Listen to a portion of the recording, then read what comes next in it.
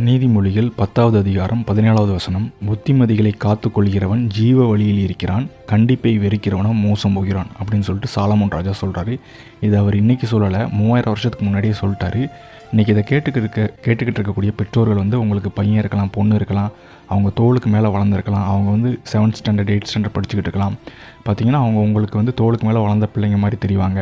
So இனிமேல் பிள்ளைங்களுக்கு நம்ம அட்வைஸ் பண்ணக்கூடாது. அவங்களுடைய வாழ்க்கையை அவங்க தான் முடிவு பண்ணணும். அவங்க என்ன படிக்கணும், அவங்க என்ன ட்ரெஸ் போடணும், அவங்க என்ன பண்ணணும் பண்ணக்கூடாதுங்கிறத அவங்க தான் முடிவு பண்ணணும்னு நீங்கள் நினைக்கலாம். ஆனால் அது பெரிய தவறான ஒரு விஷயம்.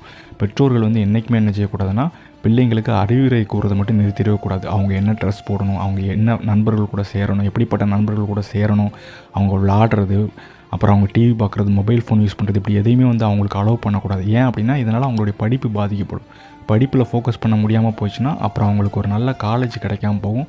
அதுக்கப்புறம் அவங்களுக்கு ஒரு நல்ல வேலை கிடைக்காம, அவங்களுக்கு ஒரு நல்ல ஃப்யூச்சர் அமைச்சு கொடுக்க முடியாமல் பெற்றோர்கள் நினச்சிவாங்க பெரிய அளவில் ஒரு பெரிய தப்பு பண்ணுவாங்க. ஸோ இதை செய்யாமல் என்ன செய்யணும்னா, பிள்ளைகளுக்கு எப்போவுமே அறிவுரை கூறக்கூடிய ஒரு நல்ல தகப்பனாக தாயாக இருக்கணும். ஸோ வேதம் என்ன சொல்கிறது? புத்திமதிகளை காத்து கொள்கிறவன். நீங்கள் புத்திமதிகளை எப்படி காத்து கொண்டீங்களோ அதே இதை உங்கள் பிள்ளைங்களுக்கு கொடுக்கணும். ஸோ உங்களுடைய அப்பா அம்மா எப்படி உங்களை வளர்த்தாங்களோ அதே மாதிரி நீங்களும் உங்கள் பிள்ளைங்களை வளர்த்தா தான் ஜீவ வழியில் பிள்ளைங்க இருக்கும். இல்லைன்னா என்னாகும்?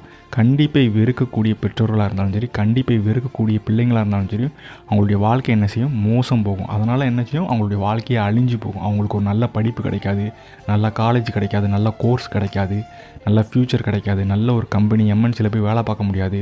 ஒரு 5-6 வருஷம் கழித்து அவங்க சேலரி கேட்கும்போது எனக்கு 1 லட்சம் கொடுங்க அப்படிங்கும்போது அதெல்லாம் முடியாது, அவ்வளோலாம் கொடுக்க முடியாது. உனக்கு கொடுக்குற சேலரிக்கு நான் 2-3 பேரை வேலைக்கு எடுத்துகிட்டு போயிடுவேன் அப்படின்னு சொல்லக்கூடிய ஒரு சூழ்நிலை வரும். ஸோ இந்த மாதிரி பெற்றோர்கள் பார்த்திங்கன்னா பிள்ளைங்களுடைய வாழ்க்கையை அழிக்கக்கூடிய ஒரு காரியமாக இருக்கிறது. அவங்களுக்கு அட்வைஸ் கூறக்கூடாது அப்படின்னு நினைக்கிறது தான்.